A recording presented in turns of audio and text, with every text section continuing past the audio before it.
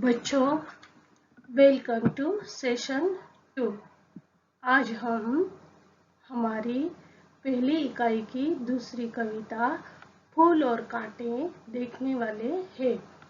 तो चलो बच्चों, टेक्स्ट बुक पन्ना नंबर 2, कविता नंबर 2, फूल और कांटे।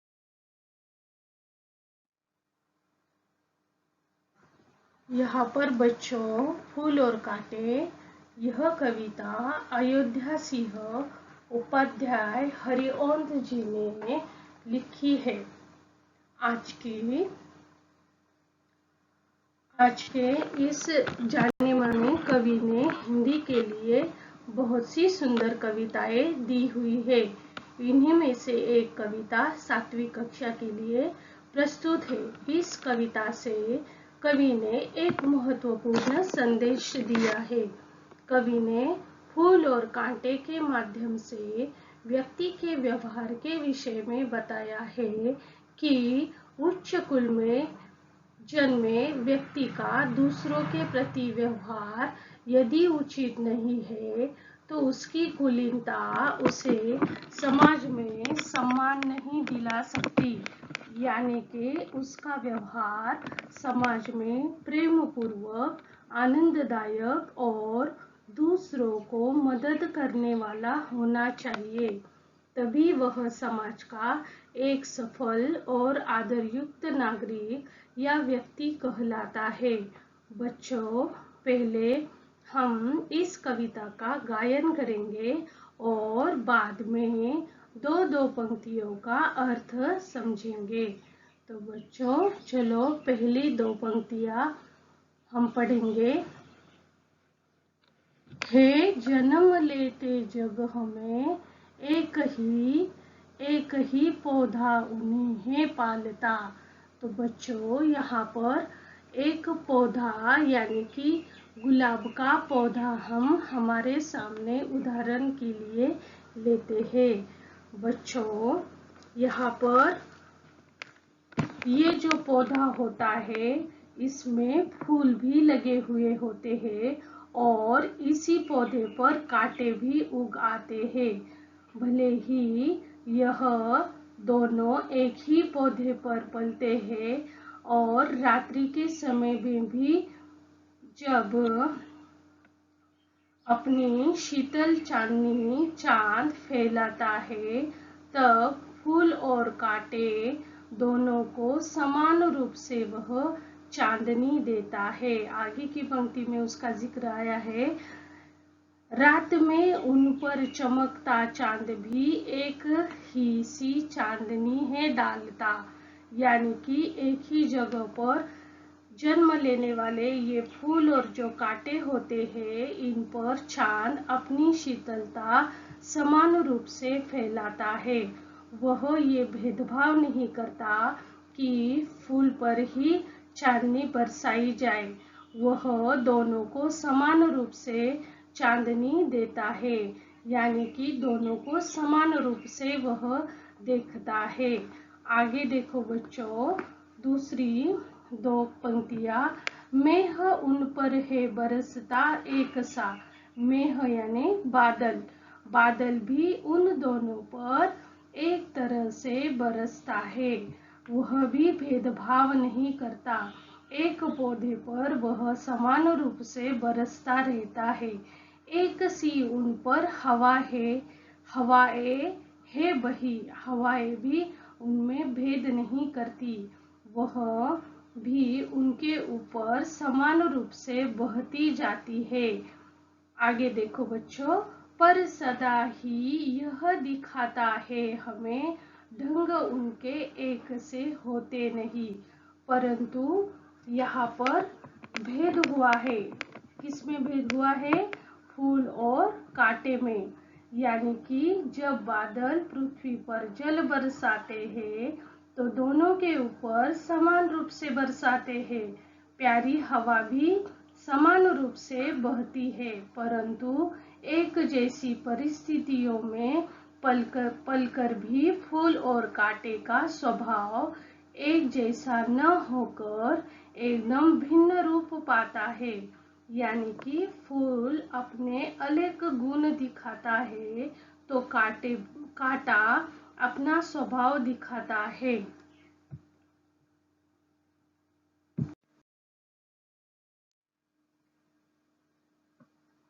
आगे की कविता को हम जारी रखेंगे, पन्ना नंबर 3। और आगे की पंक्तियां देखो बच्चों। छेद कर काटा किसी की उंगलियां, फाड़ देता है किसी का वर वसन। यानी कि जो काटा होता है वह किसी के भी उंगलियों को छेद कर घायल कर सकता है। छेद कर काटा किसी की उंगलियां, यानी कि उंगलियों को वह काट सकता है तथा चुभ सकता है, और उसमें से फौरन खून निकल आता है और हमें तकलीफ पहुंचाता है। वह किसी के सुंदर वस्त्र को भी फाड़ देता है। फाड़ देता है किसी का वर वसन, यानी कि वर यानी कि सुंदर और वसन यानी कि वस्त्र। वह सुंदर वस्त्र को वह फाड़ देता है।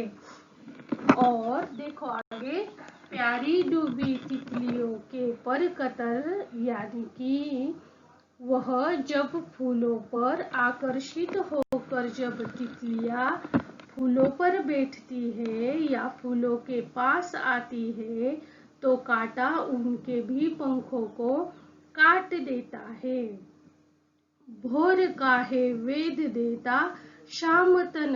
भोर यानी कि भोरा, वेद यानी कि छेदना, शाम यानी कि काला। तो जब ये भोरा फूलों के पास आता है तो कांटा भोरे के शरीर को भी छेद देता है, उसे भी तकलीफ पहुंचाता है। तो भोरे का रंग कौन सा होता है? काला। तो उसके शरीर को भी वह छेद देता है और उसे भी मारता है। इस प्रकार कांटा अपना स्वभाव नहीं छोड़ता, वह दूसरों को तकलीफ ही देता है। कभी तितली के सुंदर पंखों को काटता है, कभी किसी के सुंदर वस्त्रों को फाड़ देता है, तो कभी भौरे के शरीर को भी छेद देता है। आगे बढ़ेंगे बच्चों चौथे पद में। चौथे पद में क्या है? फूल लेकर तितलियों को गोद में, भौरों को अपना अनूठा रस पिला, निज सुगंध और निराले रंग से हे सदा देता कली जी की खिला। फिर से दोहराती हूँ। फूल लेकर तितलियों को गोद में, भोर को अपना अनूठा रस पिला। अनूठा यानी कि निराला। निज सुगंध और निराले रंग से, निज यानी कि अपना, हे सदा देता कली जी की खिला। जी यानी कि मन। तो यहाँ पर फूलों का स्वभाव प्रदर्शित किया है। फूल क्या करता है? इसके बिल्कुल विरुद्ध करता है। जिस प्रकार कांटा दुख पहुंचाता है, उसी प्रकार फूल अपना कोमल और सुंदर स्वभाव नहीं छोड़ता। तो वह फूल तितलियों को प्यार से अपने गोद में जगह देता है, भौरों को भी अपना रस पिलाता है और अपनी मधुमाती सुगंध और रंगों की निराली छटा से सभी के मन को प्रसन्न कर देता है।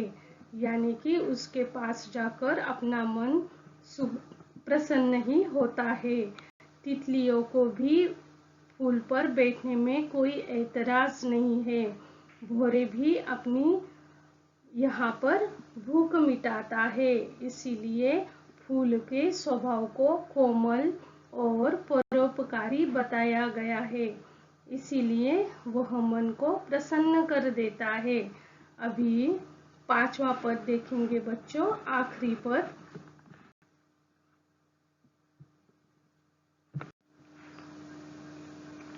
तो बच्चों यहाँ पर चौथे पद में एक मुहावरा आया है, जी की कली खिलना, यानी कि खुश होना। यानी कि देखेंगे बच्चों अभी पांचवा पद। पांचवें पद में, है खटकता एक सबकी आंख में, दूसरा है सोहता सूरसीस पर, किस तरह कुल की बढ़ाई काम दे, जो किसी में हो बड़प्पन की कसर। इसका अर्थ देखेंगे बच्चों।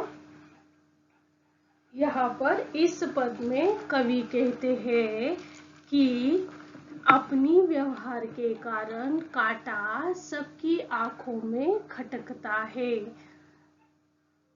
तो क्योंकि कांटे का व्यवहार ही उसी प्रकार का होता है, इसीलिए कांटा सभी को खटकता है और वह हमें हमारे पास नहीं चाहिए, ये सबकी कामना होती है। जबकि फूल हमें प्यारे लगते हैं, फूलों को हम अपने पास रखते हैं और फूलों को देवताओं के शीश पर भी चढ़ाते हैं। यदि शीश यानी कि सिर, यहाँ पर सोहता यानी कि शोभा देना। देखो बच्चों, थोड़े से कठिन शब्द के अर्थ। सोहता यानी कि शोभा देना। तो यहाँ पर फूल देवताओं के शीश पर चढ़ाए जाते हैं, वह शोभा देते हैं। और किस तरह कुल की बढ़ाई काम दे, जो किसी में हो बढ़प्पन की कसर। बढ़प्पन यानी कि बढ़ाई, महत्व, और कसर यानी कि कमी। कसर यानी कमी। यानी कि यदि हमारे काम अच्छे न हो तो हमारा उच्च कुल में जन्म लेना हमारे किसी काम में नहीं आता। यानी कि अगर हम किसी भी अच्छे कुल में जन्म लेते हैं, लेकिन अगर हमारा उस प्रकार बर्ताव या व्यवहार न हो, तो हम हमारे परिवार की तथा कुल की शान बढ़ाते नहीं है, बल्कि घटाते हैं। समाज भी हमें अपनाता नहीं है। इसीलिए उच्च कुल में जन्मे व्यक्ति को दूसरों के प्रति व्यवहार प्रेम पूर्वक तथा आदर युक्त रखना चाहिए, तभी उसकी कुलीनता में सम्मान बढ़ सकता है, वरना उसे कोई सम्मान नहीं देता। जिस प्रकार फूल और कांटे, इस उदाहरण से कवि ने समझाया है कि फूल का व्यवहार कोमल होता है और कांटों का व्यवहार कठोर होता है। इसीलिए फूल सभी को प्यारे लगते हैं, लेकिन कांटे बिल्कुल अच्छे नहीं लगते।